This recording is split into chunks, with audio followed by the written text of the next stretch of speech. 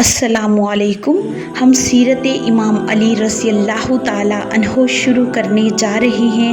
آج کی ویڈیو کا موضوع ہے سیدنا امام علی رضی اللہ تعالیٰ عنہ کا نسب و خاندان۔ امیر المومنین سیدنا علی مرتضیٰ رضی اللہ تعالیٰ عنہ کرم اللہ وجہ کا اسم شریف علی بن ابی طالب ہے اور کنیت ابو الحسن اور ابو التراب ہے، اور اسد اللہ اور حیدر اور مرتضیٰ آپ کے مختلف القابات ہیں۔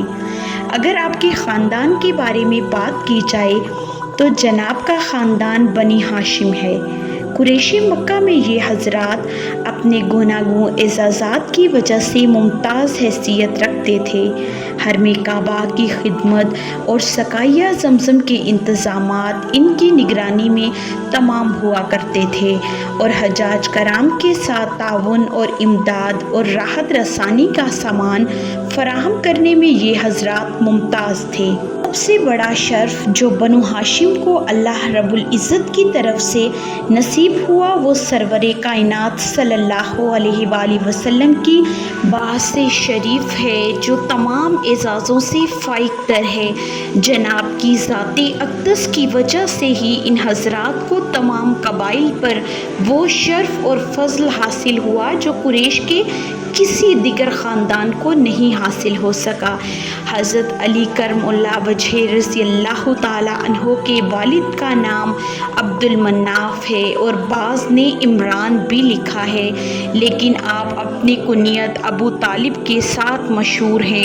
سلسلہ نسب اس طرح ہے: علی بن ابی طالب بن عبد المطلب بن ہاشم بن عبد المناف۔ جناب نبی کریم صلی اللہ علیہ وآلہ وسلم کے والد عبداللہ بن عبد المطلب اور زبیر بن عبد المطلب ابو طالب کے حقیقی بھائی تھے، اور ان تینوں بھائیوں کی والدہ فاطمہ بنت عمرو تھیں۔ علماء کرام نے لکھا ہے کہ ابو طالب عمر میں نبی اقدس صلی اللہ علیہ وآلہ وسلم سے 35 برس بڑے تھے۔ جب ان کے والد عبد المطلب کا انتقال ہوا تو اس وقت انہوں نے ابو طالب کو اپنے پوتے نبی پاک صلی اللہ علیہ وآلہ وسلم کی کفالت کی وصیت فرمائی تھی۔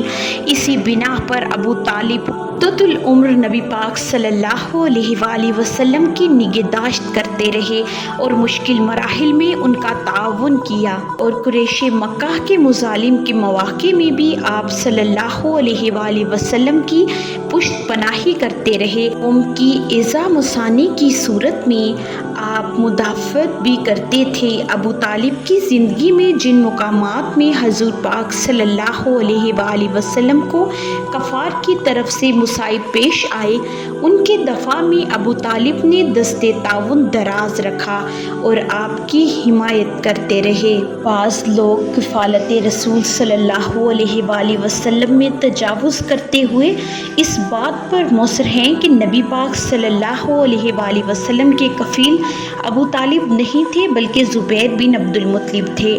انہوں نے حضور صلی اللہ علیہ وآلہ وسلم کی کفالت کا ذمہ لے رکھا تھا، مگر یہ مسئلہ تحقیق کے مطابق نہیں، اور علماء کرام نے زبیر بن عبد المطلب کے کفیل ہونے کی بجائے ابو طالب کی کفالت کو صحیح قرار دیا ہے اور اسی کو ترجیح دی ہے۔ نبی اقدس صلی اللہ علیہ وآلہ وسلم کے ساتھ ابو طالب کے تعاون کے واقعات سیرت کی کتابوں میں مفصل مذکور ہیں، اور متعدد مقامات میں آپ نے قریش کی طرف سے اعزاء رسانی کی حد المقدور مدافعت کی۔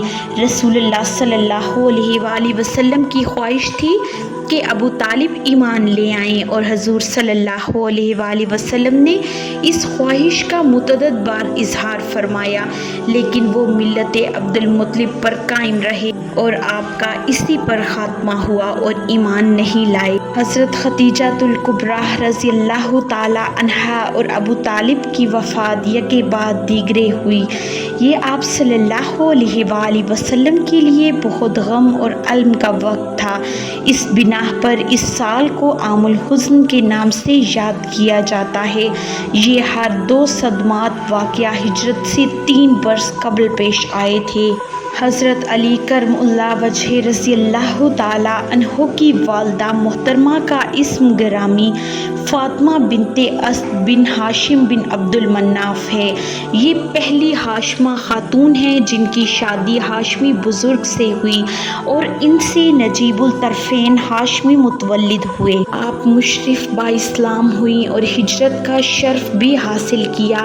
آپ نے مدینہ طیبہ میں ہی وفات پائی۔ بعض لوگوں کے نزدیک انہوں نے ہجرت نہیں کی اور ان کی وفات ہجرت مدینہ سے قبل ہو گئی، مگر صحیح قول یہ ہے کہ وہ اسلام سے مشرف ہوئیں اور انہوں نے مدینہ طیبہ کی طرف ہجرت کی۔ علماء کرام نے ان محترمہ رضی اللہ تعالی عنہا کی مدینہ طیبہ میں سکونت کے عہد کا واقعہ ذکر کرتے ہیں کہ حضرت علی مرتضیٰ رضی اللہ تعالی عنہ نے ایک دفعہ اپنی والدہ محترمہ کی خدمت میں گزارش کی، فاطمہ بنت رسول اللہ صلی اللہ علیہ وآلہ وسلم کے لیے خانگی امور مثلاً پانی لانا اور گھر سے باہر کے کاموں میں معاونت یہ میں نے اپنے ذمہ لے رکھی ہے، اور اندرون خانہ کام کاج مثلاً چکی پیسنا، آٹا گوندنا وغیرہ میں وہ آپ کی کفایت کریں، یعنی آپ کے لیے ان امور میں کسی پریشانی کا سامنا نہ ہو۔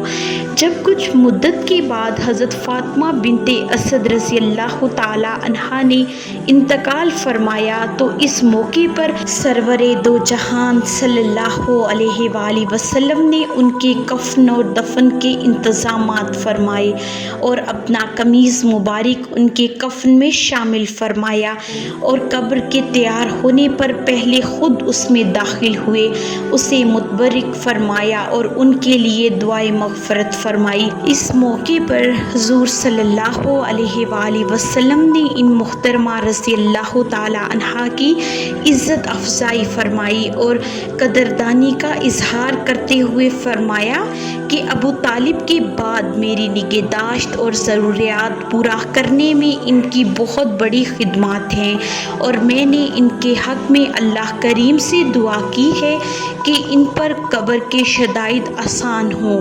صاحب تاریخ الخمیس نے لکھا ہے کہ فاطمہ بنت اسد رضی اللہ تعالی عنہا کا انتقال 4 ہجری میں مدینہ طیبہ میں ہوا۔ کل کی ویڈیو میں ہم برادران حضرت علی رضی اللہ تعالی عنہ کے بارے میں بات کریں گے۔ ویڈیو کو اینڈ تک دیکھنے کا بہت شکریہ۔ اگر آپ کو آج کی ویڈیو پسند آئی ہو تو ویڈیو کو لائک اور شیئر ضرور کریں اور چینل کو سبسکرائب کریں۔